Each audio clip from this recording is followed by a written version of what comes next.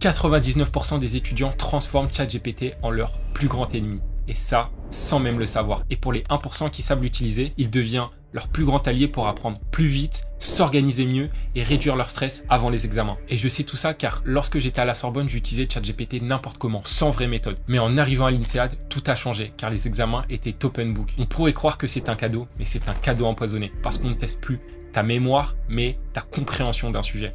Et c'est à ce moment-là que j'ai appris à utiliser ChatGPT intelligemment et ça a complètement transformé ma façon d'apprendre. Et ce que je vais te présenter dans cette vidéo ne s'applique pas seulement aux étudiants. Tu vas découvrir les nouvelles fonctionnalités de ChatGPT 5 et aussi un prompt spécial pour rendre ChatGPT 2 fois plus efficace. D'ailleurs, je commence une nouvelle série pour les étudiants, donc dis-moi ce que tu en penses en commentaire. On peut maintenant passer à la première partie de la vidéo.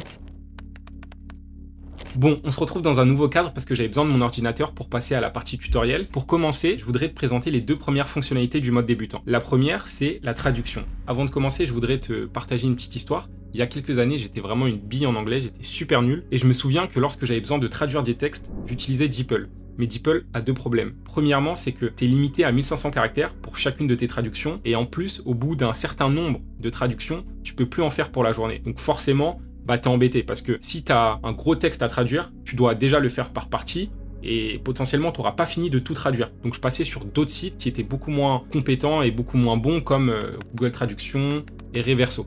Mais entre-temps, je me suis amélioré en anglais, j'ai eu l'occasion de faire un échange académique, j'ai fait un stage à l'étranger, et tous mes cours à l'INSEAD étaient en anglais, donc maintenant je parle couramment anglais, mais surtout ChatGPT est sorti. Et j'ai été surpris à quel point ChatGPT était excellent pour traduire des textes. Et t'as pas cette limite de caractère. Donc je te conseille vraiment d'utiliser ChatGPT pour traduire tes textes, que ce soit du français à l'anglais, de l'anglais au français ou dans n'importe quelle autre langue. Ensuite, la seconde fonctionnalité, c'est que ChatGPT peut devenir une encyclopédie virtuelle. ChatGPT est excellent pour aller chercher des informations, et ça encore plus depuis ChatGPT 5. Et je voudrais te présenter deux modes de ChatGPT 5. Le premier, c'est la recherche web. En fait, au lieu d'aller sur Google et chercher lien par lien, si tu dois notamment faire un mémoire et tu dois rassembler plein de liens de sources différentes, tu peux faire ça directement sur ChatGPT et tu vas voir à quel point c'est puissant. Donc en fait, tu vas aller sur ton navigateur, tu vas aller dans recherche sur le web, tu vas écrire ton prompt et plus tu seras précis sur ce dont tu as besoin, le type d'article, etc., plus ChatGPT forcément te donnera des réponses qui seront précises. Notamment, moi, je vais l'utiliser comme si je devais faire un mémoire sur le greenwashing. Donc mon prompt, c'est « Agis comme un bibliothécaire du net qui a accès à tous les sites et qui connaît tout ». Dans le cadre de mon cours de publicité et marketing en master à la Sorbonne, je cherche des articles sources littéraires pour mon mémoire sur le greenwashing. Donne-moi une liste exhaustive d'articles correspondant à ce thème sous la forme d'une liste avec nom de l'article, auteur, lien accessible, et après je lui demande est-ce que tu as bien compris ma demande. Et tu vas voir, voilà, ChatGPT te sort tous les liens avec le nom de l'article, les auteurs et le lien. Et ça te fait gagner énormément de temps que d'aller sur Google, d'ouvrir un lien sur une fenêtre, d'ouvrir un autre lien sur une fenêtre. Et là, en un clic, ça les ouvre tous et tu peux déjà les screener plus rapidement. Donc, je te conseille vraiment d'utiliser cette fonction lorsque tu dois aller chercher plein de liens pour constituer une rédaction ou pour un mémoire, par exemple. Ensuite, la deuxième fonction que je voudrais te présenter, c'est la recherche approfondie. Si tu as besoin de faire une recherche approfondie sur une personne, trouver sa biographie, condenser toutes les informations de sa vie, synthétiser des méthodes complexes ou même comparer différents points de vue. Et ça, la recherche approfondie sera le meilleur mode pour le faire. Elle est plus longue et un petit peu plus détaillée. Je voulais tester ChatGPT à ce sujet-là pour complexifier et vraiment voir ce qu'il avait dans le ventre. J'ai décidé d'utiliser mon ami Adrien. En fait, c'est un YouTuber et expert en communication, c'est le numéro 1 en Espagne en développement personnel. Et j'ai choisi de l'utiliser parce que je me suis dit que si j'utilisais une personne connue normale, il y a des biographies, il y a des pages Wikipédia, du coup ça sera beaucoup plus simple pour lui d'aller trouver les informations. Et je voulais voir jusqu'à où il était capable d'aller. Et en fait, j'ai été extrêmement et agréablement surpris de la précision et du détail des informations qu'il m'a donné. Voilà, j'ai rentré ce prompt, ça a pris à peu près 8 ou 9 minutes, il me semble. Je l'avais fait la veille et j'ai été étonné à quel point les informations étaient précises et surtout vraies, elles étaient justes. Et en fait, j'ai compris qu'il ne s'est pas seulement basé sur des articles ou des informations écrites. Je pense qu'il est parti sur la chaîne YouTube de mon ami, scanner toutes les vidéos avec le transcript. Et en fait, il a pu aller extraire des informations à droite à gauche pour donner une biographie super précise. Donc en fait, il ne se limite pas juste à des sources d'informations écrites, comme des articles. Et c'est extrêmement puissant. Parce que là, tu peux voir qui dit ce qu'il fait. Ok, c'est un entrepreneur espagnol. Il parle de tout son parcours, que d'abord il a fait des études en biotechnologie, qu'il a commencé à entreprendre à 18 ans, qu'il a parcouru 35 pays à travers l'Europe. Ça, je le sais parce que c'est un de mes meilleurs amis, mais vraiment la précision de tout son parcours, que d'abord il était à l'université Lyon 2, après il était à la Sorbonne, il a fait une double licence sciences politiques et philosophie. C'est vrai, c'est là que je l'ai rencontré. Ensuite, il est parti à Columbia. Il parle même de ses rêves. Un de ses rêves, c'était de faire un master à Harvard, et il l'a dit une fois dans une de ses vidéos. C'est de la folie. Et en plus de ça, il vient de donner sa date de naissance, d'où il vient et les difficultés qu'il a rencontrées, comme le harcèlement scolaire et que la communication était la clé pour sortir du harcèlement qu'il a pu connaître. Donc vraiment, j'ai été scotché par la précision et l'exactitude des informations que ChatGPT a pu me donner. Donc si tu as des recherches approfondies à faire sur une personne, je te conseille vraiment d'utiliser ChatGPT. Néanmoins, garde à l'esprit que il faudra quand même que tu ailles revérifier certaines informations, tu prendras les premiers sites, et si ça te paraît cohérent, tu auras déjà une très bonne base d'informations sur cette personne. Maintenant, pour passer au niveau supérieur, tu dois comprendre que ChatGPT, c'est un algorithme. Lorsque tu vas lui poser une question, il va calculer des probabilités et te donner la réponse qui est la plus statistiquement correcte, qui a le plus de chances de répondre à cette question-là. Mais le problème, c'est qu'on vit dans un monde de médiocrité, donc si tu te limites à ça, potentiellement, tu auras une réponse médiocre ou tout simplement mauvaise. Parce que la plupart des gens ne savent pas utiliser ChatGPT. Et toi, comme tu veux devenir un des meilleurs étudiants de ton école, tu vas devoir faire certaines choses et notamment personnaliser ChatGPT pour avoir des réponses que les autres n'ont pas. Donc, pour le configurer et qu'il soit précis dans ses réponses et adapté à ta situation, on va faire 3 choses. La première chose, c'est qu'on va configurer ton espace. Tu vas aller en bas à gauche sur ChatGPT, tu vas cliquer sur ton prénom, puis sur personnaliser ChatGPT, et là, tu auras plein de questions pour personnaliser ton espace. Comme comment ChatGPT doit-il s'adresser à vous? Que faites-vous dans la vie? Quelle personnalité ChatGPT doit-il adopter? Quel ton ou style ChatGPT doit-il adopter? Et en fait, les 3 questions les plus importantes sont: que fais-tu dans la vie? Quelle personnalité ChatGPT doit-il adopter? Et avez-vous d'autres informations à fournir à ChatGPT? Bon, tu peux toutes les remplir. Alors, je voudrais qu'il m'appelle Will. Qu'est-ce que je fais dans la vie? Je suis un étudiant en master conseil et management à la Sorbonne. Quelle personnalité de ChatGPT doit-il adopter? Ça, tu peux personnaliser en fonction de tes préférences, mais moi, j'aime bien le mode robot parce qu'il est efficace et direct. Il ne va pas tourner autour du pot. Ensuite, quel ton ou style ChatGPT doit-il adopter? Tu peux choisir des adjectifs en bas. Et ensuite, la section la plus importante, c'est: avez-vous d'autres informations à fournir à ChatGPT?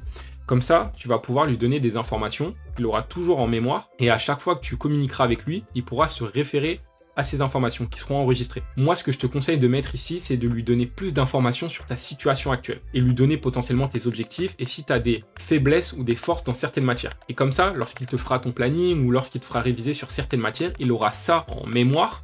Et du coup, il pourra adapter certaines réponses ou certains exercices par rapport à tes facilités ou tes difficultés dans une matière. Moi, je lui ai dit, je vais obtenir les meilleurs résultats scolaires car cette année est très importante vu que je vais postuler à l'INSEAD et mes notes seront prises en compte. J'ai des facilités en mathématiques, mais des difficultés en économie. Voilà, je te laisserai personnaliser cette section-là en fonction de tes objectifs et comme je t'ai dit, si tu as des facilités ou des difficultés dans certaines matières et n'importe quelle autre information qui pourrait être utile pour ChatGPT. Ensuite, pour la deuxième chose, c'est une habitude que tu vas apprendre à chaque fois que tu communiques avec ChatGPT. On va parler de prompting. Le prompting, c'est une structure de message optimisée qui va permettre à l'IA, et notamment ChatGPT, de te donner la meilleure réponse possible. Ce que tu dois savoir, c'est que avant le prompting, c'était indispensable et tu voyais vraiment la différence avec et sans. Maintenant, c'est toujours utile, mais avec ChatGPT 5, d'après mes premiers tests, la nouvelle version est beaucoup plus intelligente et comprend plus facilement ce que l'on veut. Mais pour avoir les meilleures réponses, tu dois avoir les meilleurs prompts. Donc, l'avantage, c'est que tu n'auras plus besoin de faire des prompts de 10, 15, 20 lignes. Un prompt efficace de 2-3 lignes, comme celui que je vais te montrer dans quelques instants, est amplement suffisant. Et il faut vraiment que tu prennes cette habitude à chaque fois que tu écris à ChatGPT, au lieu de faire des allers-retours et qu'en fait, tu passes plus de temps à lui faire comprendre ce que tu veux et lui envoyer 10 messages. Tu prends 15-20 secondes pour écrire un premier bon message et tu auras la bonne réponse du premier coup. Le framework s'appelle le RCCFC. R pour rôle.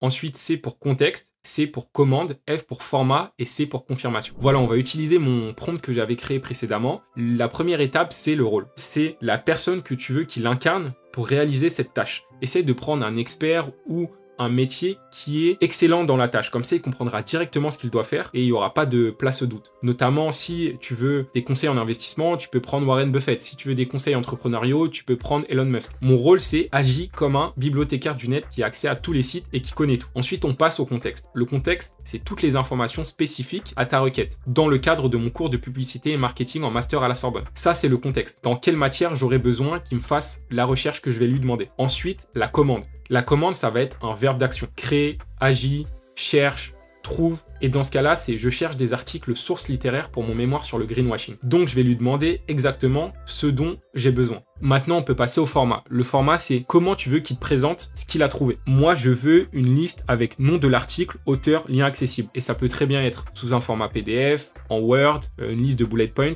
Peu importe ce dont tu as besoin, il pourra te le faire. Tu peux même créer maintenant des PowerPoint avec ChatGPT 5 et qui sont de plutôt bonne qualité. Visuellement, non. Graphiquement, non. Mais ça fait l'affaire. Voilà, garde ça en tête, c'est la manière dont tu veux qu'il te présente les éléments qu'il aura trouvés. Et la dernière étape, c'est la confirmation, parce qu'il n'y a rien de plus agaçant que ChatGPT te donne une réponse qui n'a rien à voir avec ce que tu lui avais demandé. Donc prends l'habitude de lui poser cette question, as-tu bien compris ma demande? Et comme ça, s'il a le moindre doute, il te dira, ok, est-ce que tu peux me préciser ça? Et comme ça, il n'y aura pas de zone d'ombre. Et tu seras sûr d'avoir toujours la réponse qui correspond à la question que tu lui as demandé. La troisième fonctionnalité que je voudrais te présenter, c'est le mode projet. Avant, cette fonctionnalité sur ChatGPT, elle était uniquement disponible pour la version payante. Et depuis ChatGPT 5, ils l'ont mis à disposition de la version gratuite. Et c'est super utile. En fait, le mode projet, ça te permet de regrouper des chats, des fichiers et des instructions personnalisées dans un seul et même endroit. Et quand tu seras amené à faire plusieurs fois la même tâche, comme faire des rédactions ou bien faire des exercices qui sont toujours un petit peu dans le même style, tu auras juste à télécharger une fois ton cours et à chaque fois, tu pourras lui redemander là ta requête par rapport à certains types d'exercices et tu seras pas obligé de retélécharger à chaque fois tous les documents. Donc, il gardera bien ça dans un espace stocké et en plus de ça, toutes les conversations préalables seront enregistrées dans ce projet. Donc, de 1, tu pourras y avoir accès et de 2, ça sera plus facile pour lui de suivre notamment ton avancée. Et c'est super pratique lorsque tu fais notamment des exercices ou même pour une rédaction. Et là, tu vas dans nouveau projet, nom du projet et après, tu peux choisir un type de projet, par exemple devoir ou rédaction. Moi, par exemple, dans mon espace, j'ai plein de projets pour mes utilisations et pour ma création de contenu. Donc voilà la manière dont tu peux utiliser les projets. Passons maintenant au troisième niveau de ce tuto.